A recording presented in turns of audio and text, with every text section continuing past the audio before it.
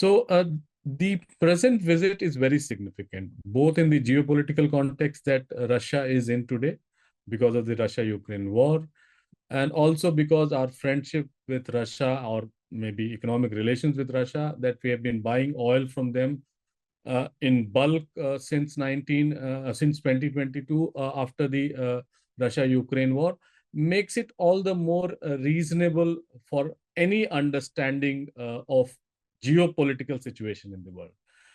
One of the predominant factor that the West, especially USA and the NATO countries, have put on India is that we are paying for the war, which Zelensky has called blood money, by buying oil from them. The volume of oil has been, very much, and in many ways, India did not start buying oil after the Ukraine war started out of strategic consideration. One thing that West understands but ignores.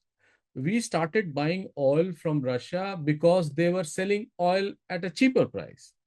The logistical issues were there, but they were ready to compromise on the prices for the sake of our requirements.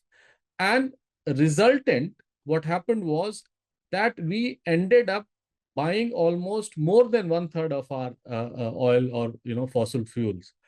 But problems started after Trump came into power. Biden had somehow ignored it, saying that if India doesn't buy oil from Russia, or if oil supplies from Russia is stopped once and forever, there'll be inflation in the world. So they kind of winked at India that you can keep on buying oil. We will not raise objections. Though theoretically the objections were raised by European Union, by USA, and many a time private Indian companies especially were buying crude oil from them, exporting them to Europe. That was a big cause of concern. But after Trump came into power, and after this voice that India is buying oil from Russia, has actually aided Russia in the war with Ukraine, and Zelensky was very critical of India's role when it came to buying oil from them, even China. But India was singled out by Trump. But things, we made it clear then also that if this goes on, we are happy to have our traditional energy suppliers doing the bid. So we sort of, after Rosneft and Lukoil were sort of banned by the Western sanctions, American sanctions, we stopped buying oil from them. November 21 last month was the cutoff date when we practically around 60 to 65% of our oil, which we bought from Rosneft and Lukoil to Russian oil companies, things started moving in a bit more what do you say, conducive environment for even for the tariff and trade policies that America is pursuing vis-a-vis India.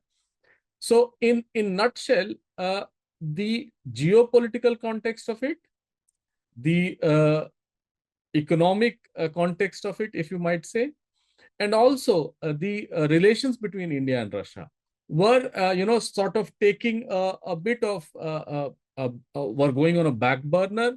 But now, when we realize that things have to move ahead, President Putin is coming here after 4 years. I think if we leave that 4 years of our oil trade with Russia, things have always been better between us. They have been consistent defense suppliers for the past 55 years. Large volumes of our defense hardware have been bought from them. Even 70% today's military hardware is dependent on Russian supplies, spares, and things like that.